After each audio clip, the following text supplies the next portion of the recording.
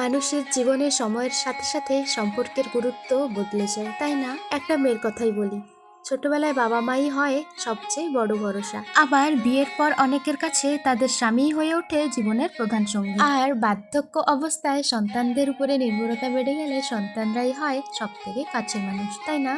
এর মানে এই নয় যে ভালোবাসা মিথ্যে বা সম্পর্কের মূল্য কমে যায়, বরং জীবনের পরিস্থিতি, দায়িত্ব, নির্ভরতা আর যত্ন ভালোবাসার ধরন বদলানোর সাথে সাথে মানুষের অনুভূতির কেন্দ্র বদলে যায়। যে মানুষটি কঠিন সময় পাশে থাকে, খোঁজ রাখে, সম্মান দেয়, যত্ন করে স্বাভাবিকভাবে, সেই মানুষটি জীবনে বিশেষ জায়গা পেয়ে যায়। কারণ কি জানো?